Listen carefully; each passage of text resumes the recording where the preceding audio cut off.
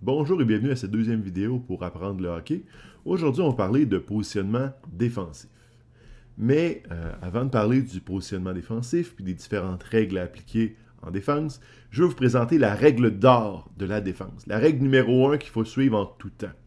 Donc, lorsqu'on est en défensive, la priorité est d'empêcher l'adversaire de tirer au but.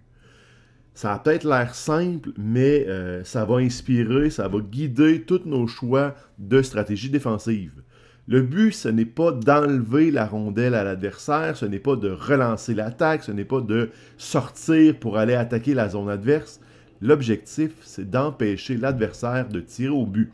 S'il n'est pas capable de tirer au but, il ne sera pas capable de faire de but et éventuellement, on va gagner si on fait juste un but. Fait que si empêcher l'adversaire de tirer au but, c'est notre priorité numéro 1. Maintenant, pour atteindre cet objectif, on va vous encourager à être sous la corde. Donc ça ici, c'est une stratégie qui est très importante. Je vous l'explique. On va dire qu'on a un attaquant qui possède la rondelle, qui est en possession de la rondelle. C'est un attaquant adverse et il s'attaque à notre but qui est ici dans l'écran. Eh bien, la corde, c'est une ligne imaginaire qui relie la tête de l'attaquant à notre filet. Ici, c'est comme l'angle qu'il y a pour tirer au but.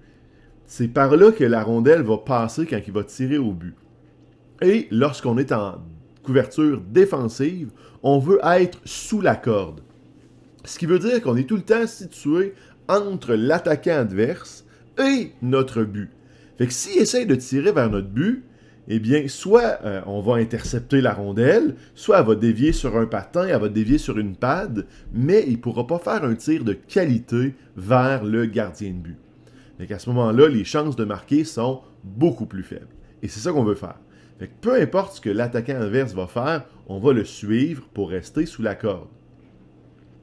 Mais comme je dis, si on essaye de voler la rondelle, comme vous venez de voir mon joueur à l'écran, qui s'est déplacé pour aller chercher la rondelle, bien, il n'est plus sous la corde. Et l'attaquant adverse, il a juste à faire un petit pivot, transfère la rondelle de côté et tire au but, puis là, il n'y a plus personne pour bloquer la rondelle. Fait qu'on doit toujours rester en tout temps sous la corde pour bloquer le tir, pour être dans la ligne de tir. Et si le joueur adverse se déplace, eh bien, on va se déplacer avec lui pour toujours rester sous la corde et donc l'empêcher de prendre un tir de qualité. Maintenant, la couverture de zone. Ici, la couverture de zone, c'est un peu l'inverse de ce qu'on avait en zone offensive. Donc là, on a nos 5 joueurs, nos défenseurs sont en noir, nos attaquants sont en rouge, et on va commencer par nos défenseurs. Nos défenseurs doivent chacun couvrir leur moitié de glace, mais ils doivent se situer en dessous des cercles de mise en jeu. C'est vraiment les défenseurs qui vont aller récupérer la rondelle dans le fond de la zone et se battre contre les ailiers avant pour la possession lorsque la rondelle est en fond de territoire. Les ailiers, eux, au contraire, vont couvrir le haut de la zone jusqu'à la ligne bleue. Donc, du point de mise en jeu jusqu'à la ligne bleue, ils ont une grande zone à patrouiller. Et le centre, ben, c'est lui qui se déplace le plus, doit couvrir le milieu de la glace pour toujours être en position d'aller appuyer ses défenseurs ou ses ailiers. Donc, c'est vraiment lui qui patine le plus que la plus grande zone à couvrir en zone défensive, comme en zone offensive. Alors, je vais enlever mes zones et on va parler de couverture par joueur. Parce que même si on est en couverture de zone, il faut quand même savoir quel est le joueur qu'on doit couvrir pour se placer sous la corde. Et je vais faire apparaître mes 5 joueurs adverses, le centre, les 2 défenseurs, les 2 ailiers. Et je vais ensuite placer mes joueurs dans leur position. Donc, mes défenseurs, ils vont couvrir leurs ailiers respectifs. Mes ailiers vont couvrir leurs défenseurs respectifs et le joueur de centre va couvrir l'autre joueur de centre. Lorsqu'on est en zone défensive, ça, c'est les couvertures qu'on doit effectuer. Par contre, dans un match, cette position-là, on verra pratiquement jamais ça. Ce qu'on va voir, par contre, c'est une rondelle qui va être envoyée en fond de territoire et un joueur de l'autre équipe qui va se déplacer pour aller prendre possession de la rondelle. Sauf que c'est pas le seul joueur qui se déplace, tous les autres joueurs de l'équipe vont se déplacer et ça va donner un jeu qui est beaucoup dynamique. Fait que si le défenseur du côté de la rondelle va se déplacer sur le bord de la bande pour couvrir la bande, le joueur de centre va se déplacer vers le point de mise en jeu pour supporter son ailier, et le défenseur et l'ailier qui reste vont se placer vers le centre de la patinoire pour pouvoir être en support et prendre des tirs au but. Fait qu'ici, où est-ce que chacun de nos joueurs doit se placer? Bien ici, il faut toujours penser à la corde. Fait que si on prend notre premier joueur, celui qui est en position d'être le porteur de la rondelle, bien on va tracer une ligne qui relie ce joueur-là au but, et notre défenseur qui doit le couvrir doit se placer sur la corde. Par contre, lui, il doit effectuer de la pression sur le porteur de la rondelle, fait qu'il va être très très proche du joueur qui est en possession de la rondelle pour essayer de lui enlever, mais il doit toujours rester sous la corde entre le joueur adverse et le but.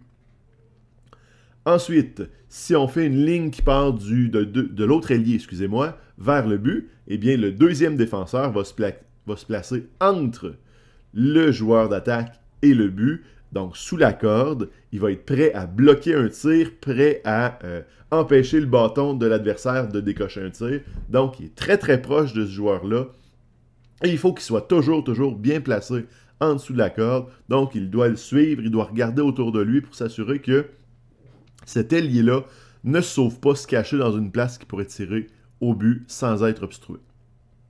Ensuite, si on prend le centre, bien, le centre, lui aussi, il faut tracer la corde, et notre centre à nous va se situer en dessous de la corde, prêt à intervenir si jamais ce joueur de centre se ramasse avec la rondelle.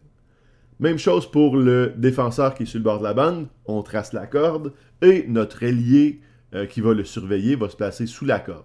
Par contre, cet ailier-là peut rester à une certaine distance parce qu'il doit être capable d'intercepter un dégagement qui passe sur la bande et qu'il ne doit pas être trop collé sur le défenseur.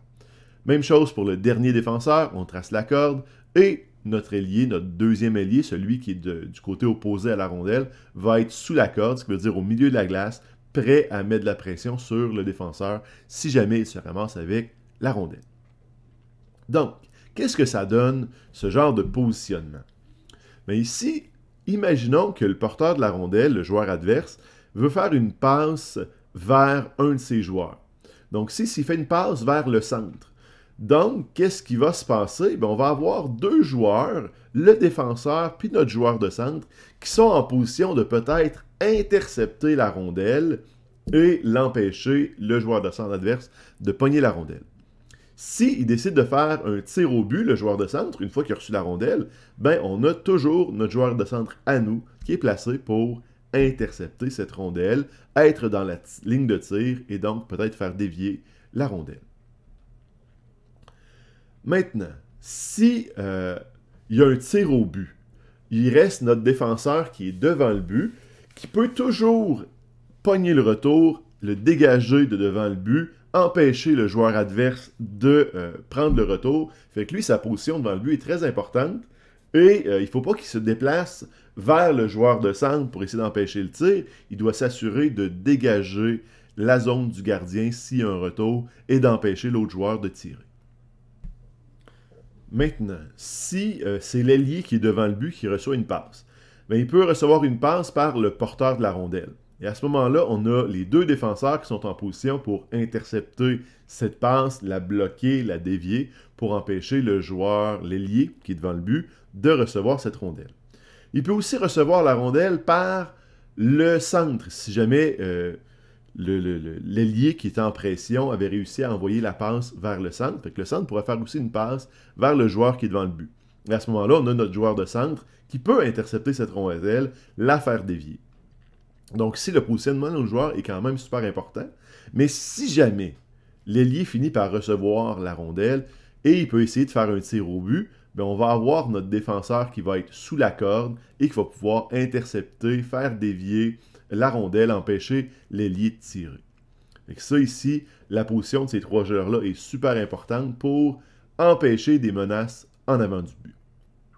Ensuite, si on fait une passe vers le défenseur qui est en soutien, ce qui veut dire le défenseur au milieu de la glace, eh bien là, on se ramasse que cette passe-là est extrêmement risquée. On voit qu'on a trois joueurs qui sont dans la trajectoire de cette passe-là et les chances de réussite sont très, très minces. Et qu'à ce moment-là, je pense pas que ça va arriver.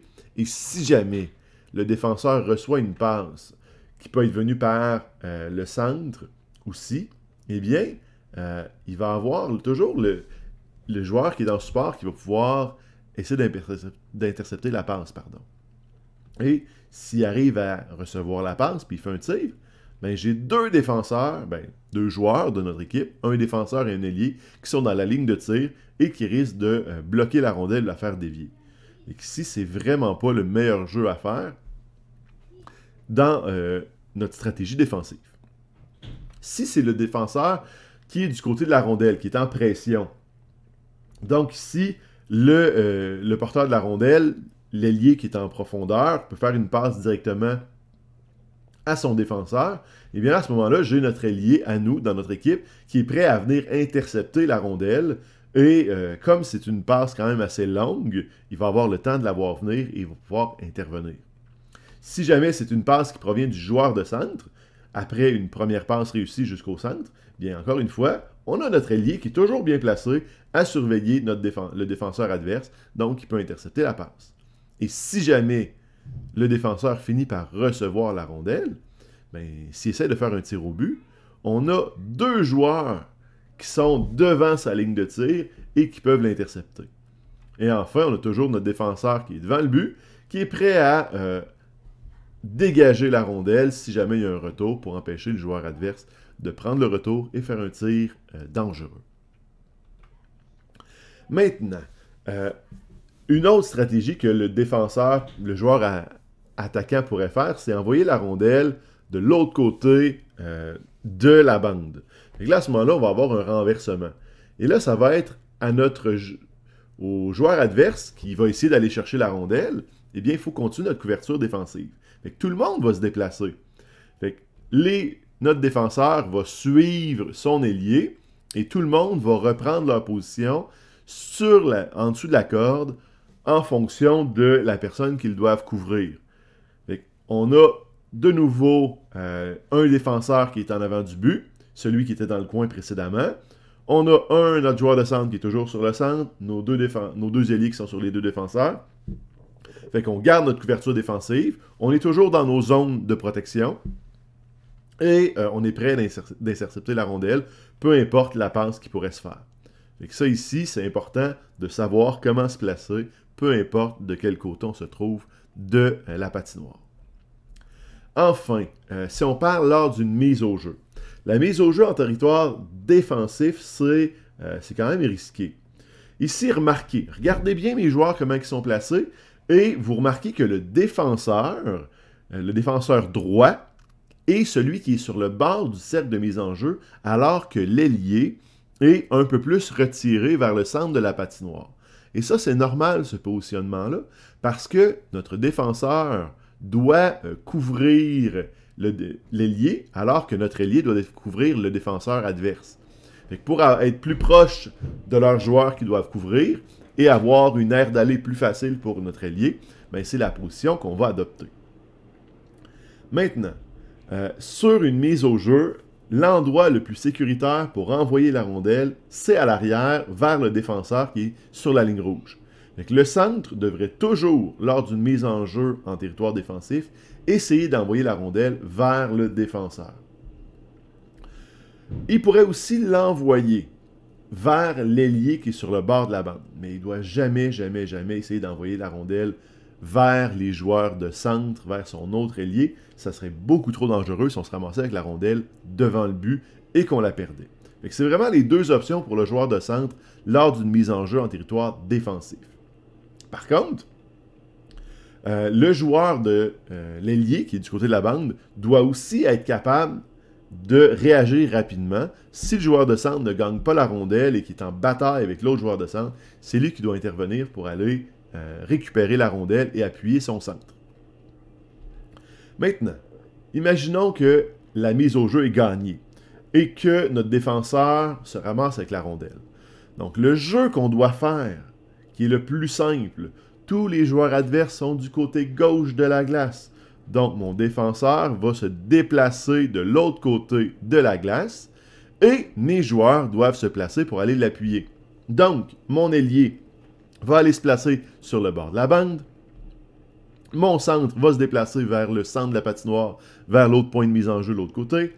Mon ailier va couvrir son défenseur. Et enfin, mon défenseur qui reste va aller se placer devant le but. Et là, ici, on comprend rapidement qu'il y a eu un inversement des positions entre mes deux défenseurs, parce que mon défenseur qui était à droite se ramasse en position défensive à gauche, parce que mon défenseur de gauche a passé en arrière du but et il est donc rendu en position de droite. Et ce que ça va donner, dans le fond, si on fait l'animation, on voit nos joueurs qui se replacent en position pour recevoir une passe par le défenseur et relancer l'attaque. Donc avec ça, on vient de terminer notre petite vidéo sur le positionnement défensif. J'espère que ça va vous aider. Si vous voulez, gênez-vous pas de le réécouter. Et sur ce, bon match, j'espère que ça vous aide. Bye bye la gang.